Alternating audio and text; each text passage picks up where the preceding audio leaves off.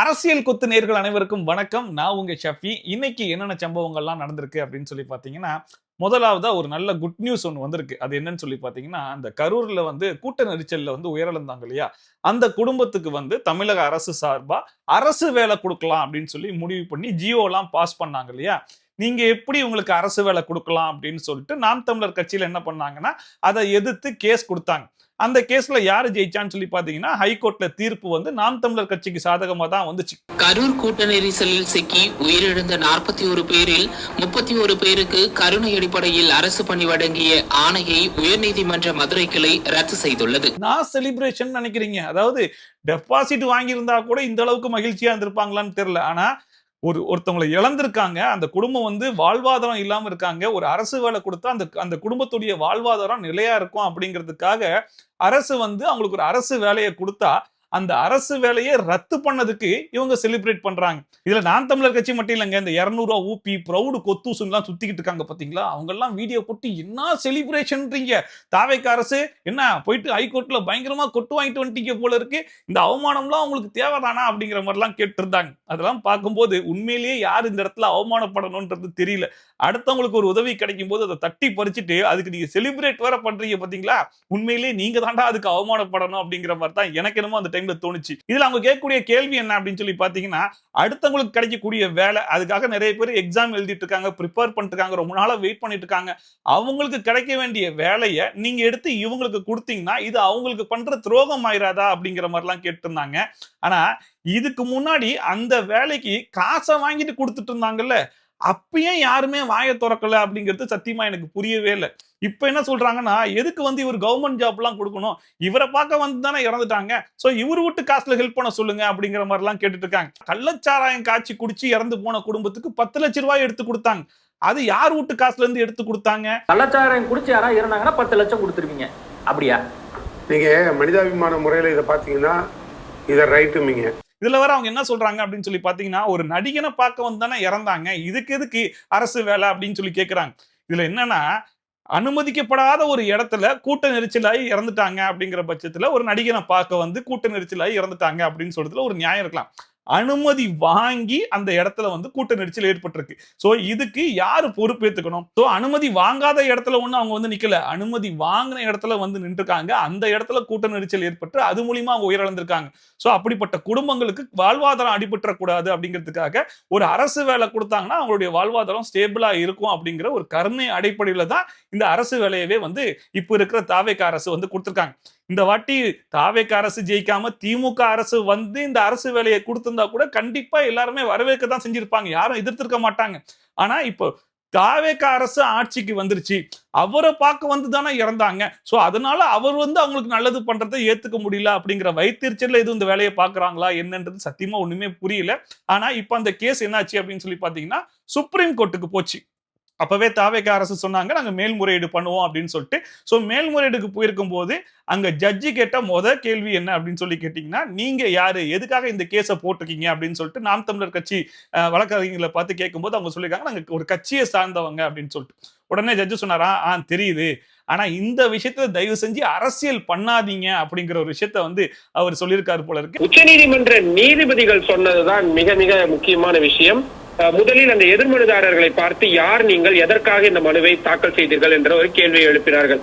உடனே அவர்கள் நான் ஒரு அரசியல் கட்சியை சார்ந்தவன் என்று சொன்ன உடனேயே நீதிபதிகள் தெரிகிறது, இது போன்ற விஷயங்களில் நீங்கள் இப்படி வருகிறீர்கள் என்றால் அதில் அரசியல் இருக்கிறது என்பதை எங்களால் புரிந்து கொள்ள முடிகிறது, இது போன்ற ஒரு விஷயங்களில் உங்களது அரசியலை கொண்டு வராதீர்கள் என்று சற்று கோபமாகவே சொன்னார்கள். அது மட்டும் இல்லாம இந்த மாதிரி கருணை அடிப்படையில் உங்களுக்கு அரசு வேலை கொடுக்கறதுல உங்களுக்கு என்ன பிரச்சனை அப்படிங்கறதையும் கேட்டிருக்காங்க. கரூரில் நடந்தது மிகவும் துரதிருஷ்டவசமான விஷயம், மிகவும் துயரமான சம்பவமும் கூட. அப்படி இருக்கும் பொழுது அரசு தானாகவே முன் பாதிக்கப்பட்டவர்களுக்கு ஒரு பணி கொடுக்கிறோம் என்று வந்தார்கள் என்றால் அதை எதற்காக நீங்கள் தடுக்க வேண்டும் என்று நினைக்கிறீர்கள்? உங்களது நோக்கம் என்னவாக இருக்கிறது என்ற ஒரு கேள்வியும் அவர்கள் முன்வைத்தார்கள். கரூர்ல பாதிக்கப்பட்ட 31 குடும்பத்துக்கு வந்து கவர்மெண்ட் ஜாப் கொடுத்தாங்க இல்லையா, அந்த ஜியோ கொடுத்தாங்கல்ல, அந்த ஜியோ ரத்து அப்படின்னு சொல்லி ஹைகோர்ட் கொடுத்த அந்த தீர்ப்புக்கு இடைக்கால தடை விதித்திருக்கு சுப்ரீம் கோர்ட். சோ இப்போ இந்த விஷயத்துக்கு நாம் தமிழர் கட்சியை சார்ந்தவங்களும் பிரௌட் கொத்தசுகளும் என்ன மாதிரி பேச போறாங்க அப்படிங்கிறது பட் இது இறுதி தீர்ப்பும் கிடையாது. இதுக்கப்புறம் கேஸுடைய அப்டேட்ஸ் அடுத்தடுத்து வரும். பட் இப்போதைக்கு ஜட்ஜஸ் கேட்ட கேள்வி எல்லாம் வச்சு பார்க்கும்போது கண்டிப்பா தீர்ப்பு வந்து தாவேகா சார்பா தான் வரதுக்கு அதிக சான்சஸ் இருக்கிற மாதிரி தெரியுது. ஏன்னா அவங்களுக்கு கொடுக்கறதுல உங்களுக்கு என்ன பிரச்சனை அப்படிங்கறதையும் கேட்டிருக்காங்க. அண்ட் இந்த விஷயத்துல தயவு செஞ்சு அரசியல் பண்ணாதீங்க அப்படிங்கிற விஷயத்தையும் சொல்லியிருக்கிறதெல்லாம் வச்சு பார்க்கும்போது கண்டிப்பா தீர்ப்பு வந்து தாவேகா அரசுக்கு சார்பா வரதுக்கு தான் அதிகமான வாய்ப்பு இருக்கிற மாதிரி தெரியுது. பட் என்ன ஏதுங்கிறத நம்ம பொறுத்திருந்து தான் பார்க்கணும். முக்கியமான ஒரு உத்தரவு வந்திருக்கிறது. உயர்நீதிமன்ற உத்தரவுக்கு இடைக்கால தடை விதிக்கப்பட்டிருக்கிறது. சரி, ரைட். அடுத்த சம்பவம் என்ன அப்படின்னு சொல்லி கேட்டீங்கன்னா, 60 ஆண்டு பழமையான கட்சி எங்க கட்சி. அரசியல்னாலே அது நாங்க தாங்க. நாகரிக அரசியல்ங்கிறத டிக்ஷனரியில போய் சர்ச் பண்ணி பார்த்தீங்கன்னா கொட்ட எழுத்துல திமுகன்னு போட்டிருக்கும்ல. எங்க தலைவர் எப்பயுமே நாகரிக அரசியல் மட்டும்தான் பண்ணணும்னு சொல்லி சொல்லி வளர்த்திருக்காருங்க எங்களை அப்படிங்கிற மாதிரி அவங்களே பேசிப்பாங்களே தவிர்த்து ஸ்டேஜில் போய் பேச விட்டா எவ்வளவு நாகரிகமா பேசுவாங்க தெரியுமா? ஒருத்தன் நேரா வந்தான், குச்சை சாப்பிடுவான்னு கேட்டான். நாங்க மத்தவங்களுக்கு விட்டுதான் பழக்கம், நாங்க தப்புறது இல்லைன்னு. நம்ம அனிதா ராதாகிருஷ்ணன் ஐயால இருந்து மார்க்கண்டேயன்ல இருந்து பொன்முடியில இருந்து ஏன் நம்ம எதிர்க்கட்சி தலைவர் உதயநிதி ஸ்டாலின் ஐயா வரைக்கும் எவ்வளவு நாகரிகமா பேசுவாங்க அப்படிங்கிறத நம்ம பார்த்துக்கிட்டு தானே இருக்கோம். எங்க தண்ணி வருதோ இல்ல அங்க தண்ணி வரணும். இப்ப அந்த வரிசையில யார் வந்து சேர்ந்திருக்கான்னு சொல்லி பாத்தீங்கன்னா RS பாரதி அவர்கள். அவரு ரீசெண்டா ஸ்டேஜ் ஏறி பேசும்போது அவர் என்ன சொல்றாருன்னு சொல்லி பாத்தீங்கன்னா, இந்த சைதாப்பேட்டை தொகுதி இருக்குல்ல, அந்த தொகுதியில பாத்தீங்கன்னா அப்படின்னா திமுக சார்பா ஒருத்தர் நின்றுக்காப்ல. அவருக்கு ஓட்டு போடாம டிவிக்கு ஓட்டு போட்டிருப்பாங்க இல்லையா, அவங்களுக்குலாம் நல்லச்சாவே வராது அப்படிங்கிற மாதிரி சொல்லியிருக்காப்ல. சோ திமுகக்கு ஓட்டு போட்டவங்களுக்கு மட்டும்தான் அந்த தொகுதியில நல்லச்சாவு வருமே தவிர்த்து, அதை தவிர்த்து வேற யாருக்கு ஓட்டு போட்டிருந்தாலும் அவங்களுக்குலாம் நல்லச்சாவே வராதான். யார மக்களை பார்த்து சொல்றாங்க. சைதாப்பேட்டை தொகுதியில அவர் செஞ்சாத மாதிரி யாரும் செய்யவே இல்லை. கலைஞரே முதலமைச்சர் இருந்தார், பெருமையா சொல்றேன். அவர் கூட அங்க ஒரு பெரிய ஹாஸ்பிட்டல் கொண்டு வர முடியல. அந்த ஹாஸ்பிட்டல் போய் வந்த நோயாளி அவன் சொந்தக்காரன் ஓட்டு போட்டு ஜெயிக்கும். அவனுக்கெல்லாம் நல்ல சாவே வராது அப்படின்னு சொல்றேன். எப்படிதான் இவங்களால இந்த மாதிரிலாம் பேச முடியுதுன்னு ஒண்ணுமே புரிய மாட்டேது. எனக்கு என்னன்னா, சரி ரைட், இந்த தேர்தலில் தோத்துட்டீங்க, மக்கள் உங்களுக்கு ஓட்டு போடாம விட்டுட்டாங்க, எல்லாம் ரைட் தான், உங்களுக்கு ஒரு கோவம் இருக்கலாம், அந்த கோவத்தெல்லாம் மனசுக்குள்ள வச்சுக்கலான்றதை தவிர்த்து எப்படி ஸ்டேஜ் போட்டு இப்படிப்பட்ட வார்த்தைகள்லாம் மக்களை பார்த்து கேட்கிறாங்கன்னு சத்தியமா எனக்கு புரியல. ஏன்னா அடுத்து மறுபடியும் தேர்தல் வரும்ல, அந்த தேர்தல்ல வேற நாட்டுல போய் நிக்க போறீங்க, தமிழ்நாட்டுல தானே போய் நிக்க போறீங்க. அப்போ தமிழ்நாட்டு மக்கள் கிட்ட தானே மறுபடியும் நீங்க ஓட்டு கேட்டெல்லாம் வர போறீங்க. அப்போ நீங்க ஓட்டு கேட்டு போகும்போது அவங்க கேட்பாங்களா இல்லையா, நல்லச்சாவு வராது, நீங்க இப்ப எங்க கிட்ட இருந்து ஓட்டு கேட்கறீங்க, எப்படி நாங்க உங்களுக்கு ஓட்டு போடுவோம் அப்படின்னு மறுபடியும் உங்களை பார்த்து கேட்டா உங்க மூஞ்சி எங்க கொண்டு போய் வச்சுப்பீங்க. இதுல வேற விசிலுக்கு ஓட்டு போட்டவன் எல்லாம் கஞ்சா அடிச்சுட்டு சுத்திக்கிட்டு இருக்கான் அப்படிங்கிற மாதிரி வேற சொல்றாப்ல. எல்லாம் விசிலுக்கு ஓட்டு போட்டு போறா, கஞ்சா அடிச்சு உட்காந்துக்கிறான். எனக்கு தெரிஞ்சு இதுக்கப்புறம் மக்கள் ஓட்டே போடக்கூடாது அப்படிங்கிறதுக்காகத்தான் இவங்க எல்லாம் களத்துல இறங்கி பேசுறாங்களா என்ன ஏதுன்னு ஒண்ணுமே புரிய மாட்டேது. ஒரு பக்கம் ஜென்சி டிஎம்கேன்னு ஒரு கும்பலை கிளப்பி விட்டுருக்கீங்க, அவங்க திமுகவை அழிக்கிறதுக்கு எந்த அளவுக்கு முயற்சி எடுக்க முடியுமோ அந்த அளவுக்கு முயற்சி பண்ணிட்டு இருக்காங்க. உண்மையிலே அவங்களுக்குலாம் நம்ம பாராட்டு தெரிவிச்சுதான் ஆகணும். ஆனா அவங்கள பின்தொடர்ந்து நீங்களும் களத்தில் இறங்கி திமுகவை முழுசா ஒழிச்சு விட்டு போயிருவீங்க போல இருக்கே. இது எங்க தாத்தா சொல்லுவண்ட கெத்தா, இது எங்க தாத்தா சொல்லுவண்ட கெத்தா. எலெக்ஷனுக்கு முன்னாடி பிரச்சாரம் பண்றதுக்காக ஒரு காலம் கொடுக்கறாங்க. அந்த காலத்துல நீங்க வந்து தமிழ்நாட்டில் இருக்கக்கூடிய எல்லா மாவட்டத்திலையும் போயிட்டு நீங்க பயங்கரமா பிரச்சாரம் எல்லாம் பண்றீங்க.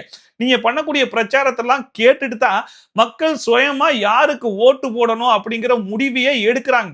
மக்கள் எடுக்கிற முடிவை நீங்க அக்செப்ட் பண்ணிக்க முடியல அப்படின்னா விட்டுறணும். அதை விட்டுட்டு ஓட்டு போடாத மக்களை இப்படி திட்டிட்டு இருந்தீங்கன்னா என்னத்த சொல்றதுன்னு ஒண்ணுமே புரிய மாட்டேது. இதுல இவர் மட்டும் கிடையாது, நாம் தமிழர் கட்சியை சார்ந்த நம்ம சீமான் இருக்காரு இல்லையா, அவருமே அதே மாதிரிதான் ஓட்டு போடாத மக்களை பார்த்து பைத்தியக்காரங்கிறாப்புல, உதவாக்காரங்கிறாப்புல, ஆல்ரெடி ஓட்டு வர மாட்டேது, டெபாசிட் கூட வாங்க மாட்டோம், இதுல இப்படியெல்லாம் மக்களை பிடிச்சி திட்டி வச்சா வர 4-5 ஓட்டு கூட வராம போயிடாது. உங்க கட்சியில இருக்கிறவங்க கூட உங்களுக்கு ஓட்டு போடாம போயிட மாட்டானா? நாட்டை கொடுத்துரு எங்களை நடுரோட்டில் போட்டு நிறுத்திக்கடா பைத்தியக்கார வைத்தியக்கார. நடிகனுக்கும் தலைவனுக்கும் வித்தியாசம் தருதல கூட்டமே. இதெல்லாம் இவங்க தெரிஞ்சு பண்றாங்களா தெரியாம பண்றாங்களா அப்படிங்கிறது ஒண்ணுமே புரிய மாட்டேது. இன்னொரு பக்கம் லியோனி அவர்கள், அவரும் ரொம்ப நாகரிகமா பேசுவாப்புல. அவரு மக்களை இல்ல கூட்டணி கட்சியில இருப்பாங்க தெரியுமா, அவங்கள எந்த அளவுக்கு கீழ்த்தரமா கேவலமா பேச முடியுமோ அந்த அளவுக்கு கேவலமா பேசிட்டு இருக்காப்புல. உங்க கூட இருக்க அந்த கூட்டணி கட்சிகளை எல்லாம் நம்பி நீங்க உட்கார்ந்துருக்கீங்க. நாங்க எங்க உடம்புல இருந்த கோமணத்தை நாங்க கழட்டி போட்டோம். அதுதான் இன்னைக்கு உங்களுக்கு பட்டு வேட்டி. புரிஞ்சவங்க புரிஞ்சுக்கிறீங்க. இதுல வேற நம்ம ஏவா வேலு அவர்கள் ஆல்ரெடி செந்தில் பாலாஜிக்கு டஃப் கொடுத்து பயங்கரமான கேஸ் எல்லாம் வாங்கிக்கிட்டு இருக்காரு. 300 கோடிக்கு ரோடு போட்டேன்னு ரோட்டை காணன்னு ஒரு கேஸ், இன்னொரு பக்கம் பார்த்தா ஏரி மண்ணை திருடிட்டாருன்னு சொல்லிட்டு அந்த கேஸ் நேத்து கொடுத்திருக்காங்க. இப்ப அவர் என்ன சொல்றாருன்னு சொல்லி பாத்தீங்கன்னா, விசில் அடிச்சவன்லாம் இப்ப ஆளே காணாம போயிட்டானா. என்னன்னு சொல்லி கேட்டா, ஏன்டா விசிலுக்கு ஓட்டு போட்டான் அப்படின்னு சொல்லிட்டு கமுக்கமா சுத்திட்டு இருக்கானா. வெளியே மூஞ்சி கூட காட்ட முடியலையாமா. எங்க ஏரியால விசில் ஊதுனெல்லாம் இப்ப வாயை மூடி நிக்கிறோம். நீ விசில் ஊதுனா நீ விசில் ஊதுன கேள்விப்பட்டனாப்பா ஊதலையா ஊதனா. ஏன் ஊதன்னு சொல்ல மாட்டான் தெரியுமா? நம்ம நினைச்சது ஒண்ணும் நடக்கலையே, ஊதனாரா நம்மள ஊதிடுவாங்கன்னு அவன் ஊதனு சொல்றான். ஆனா திமுக இருக்கிற இவங்க எல்லாரும் இந்த மாதிரி வேலையெல்லாம் பார்த்துக்கிட்டு இருந்தாலும் ஒருத்தர் ரொம்ப தெளிவா இருக்காப்புல. அவர் யாருன்னு கேக்குறீங்களா? அதாங்க குளத்தூருடைய எக்ஸ்எம்எல்ஏ இருக்கார் இல்லையா, அவரு நம்மளுடைய வாழ்க்கை இதுக்கப்புறம் எப்படி இருக்க போகுது அப்படிங்கறத அவரே புரிஞ்சுக்கிட்டு அவர் அதை செயல்படுத்த ஆரம்பிச்சுட்டாப்புல.